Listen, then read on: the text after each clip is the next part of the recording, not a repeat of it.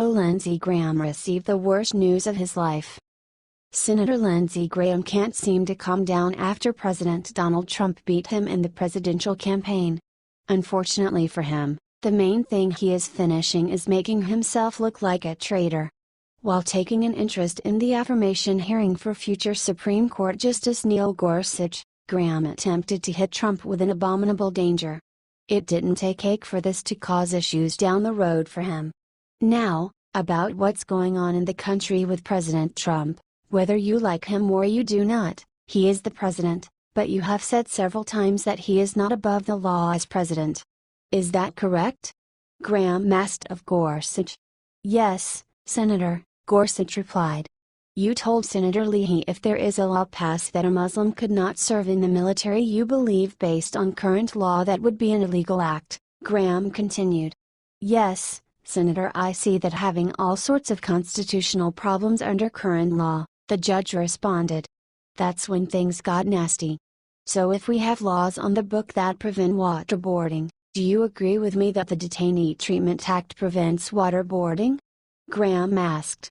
Yes, Senator, that's my recollection of it, Gorsuch said. Then came the threat. In case President Trump is watching, which he may very well be, one, you did a good job picking Judge Gorsuch, the senator said.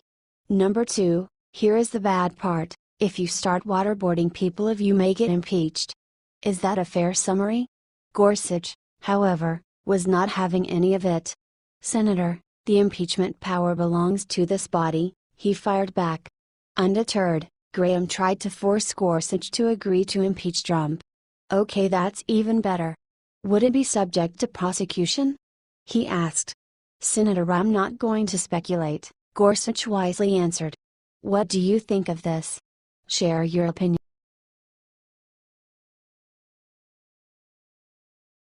Trump finally released the one thing that will destroy Hillary Clinton. This Tuesday, President Donald Trump's director of social media issued a statement in which he said that ex-Democrat presidential candidate Hillary Clinton's concession phone call. We are about to learn about the intimate moments of her defeat in the 2016 presidential election. This move comes on the 6-month anniversary of Hillary Clinton's defeat in the 2016 election. Dan Scavino tweeted the following screen grab from Kellyanne Conway's phone. It shows Huma Abedin at 2:30 in the morning on November 9. Screenshot via at Kellyanne Poll's cell phone of Huma's call at 2:30 a.m. 6 months ago. I have on video and will share that in the near future. pic.twitter.com/mz208xxwq, Dan Scavino Jr., at Dan Scavino, May 9, 2017, screenshot via Conway's cell phone of Huma's call at 2:30 a.m. Eastern Time. 6 months ago. I have on video and will share that in the near future, Scavino tweeted. Conway responded to the tweet on Tuesday and doubled down on awesome. #memories. Hey, at Dan Scavino, has everyone accepted the election results yet? https://t.co/po0tv, Kellyanne Conway, at Kellyanne Polls, May 9, 2017, she told Yahoo News that Hillary Clinton gave her concession to Trump after she spoke to Abedin. Conway said, "Aren't you asking the wrong POTUS candidate movement? What do you think of this? Share your opinion."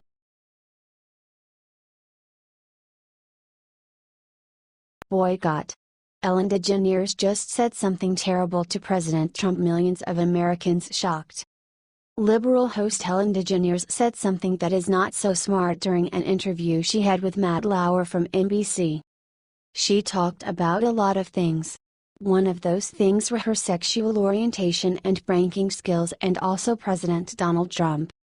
Although the other things she said made fair sense, her talking about Trump went sideways after Ellen confessed she would never invite Trump on her show because he's against everything that I stand for. As per Fox News, Ellen DeGeneres was quite open about her support for losing candidate, Hillary Clinton, and her love for the Obamas, which she often had on the show. Ellen also spoke on how she and Trump initially met.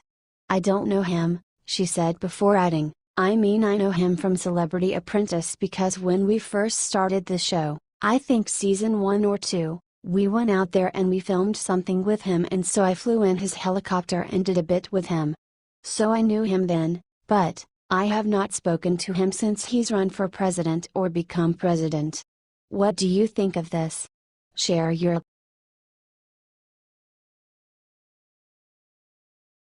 Chelsea Clinton and her husband just made a side announcement. Wow. The corrupt House of Clinton has been shutting down rather than waiting until Washington, D.C.'s new sheriff, Donald Trump, has an opportunity to take a wrecking ball to it. Yesterday we learned that Mark Mrczynski, Chelsea Clinton's husband, shut down his Eagle Vale Partners hedge fund following Hillary Clinton's loss in the presidential election to Donald Trump. Mrczynski founded the hedge fund in 2011 with the backing Goldman Sachs CEO Lloyd Blankfein. Clearly, Mrczynski and Blankfein sought to leverage their intimate relationship with the Secretary of State, and the person they thought would be the future president, to place their investment bets before Hillary Clinton announced her policies publicly. High-risk, high-reward investments, such as those hedge funds make, are exponentially more profitable when the risk has been eliminated or at least mitigated through insider knowledge. This comes less than a month after the Washington Times reported that the Clinton Global Initiative has terminated 22 employees and will soon become another casualty of the 2016 election season. CGI, which opened in 2005, will officially close April 15, 2017. Paperwork filed with the New York Department of Labor January 12 confirmed the discontinuation, along with the termination of 22 employees. The Clinton Global Initiative served as Bill and Hillary's personal piggy bank for laundering monetary payments from foreign governments and corrupted business persons seeking influence from the former Secretary of State. There's still the troubling exploitation of the Haitian people by the Clintons and their criminally motivated partners that need to be addressed, but Jeff Sessions has only sworn in as Attorney General an hour ago, so let's give him a few days to see how this plays out. Candidate Trump promised to drain the swamp, but it appears to be draining itself. The only question still remaining as far as the Clintons are concerned is whether the new Attorney General will allow indictments to be filed against them and their cronies. What do you think about this? Do not hesitate and write your thoughts in the comments section below. Share the truth, be patriots. Thank you for reading.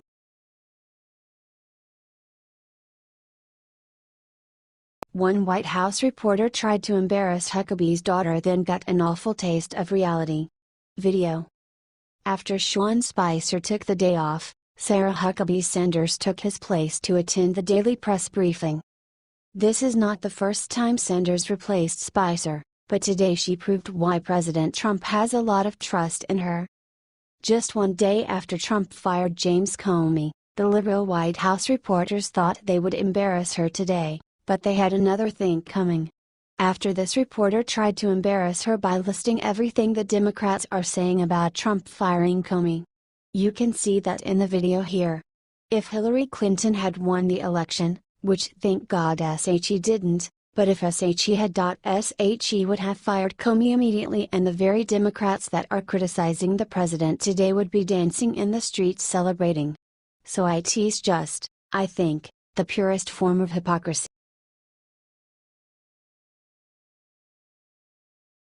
Right after firing James Comey, Trump went and devastated Chuck Schumer with something massive. Donald Trump has been on fire these last few days. The biggest of all is when he terminated FBI Director James Comey for lying to Congress.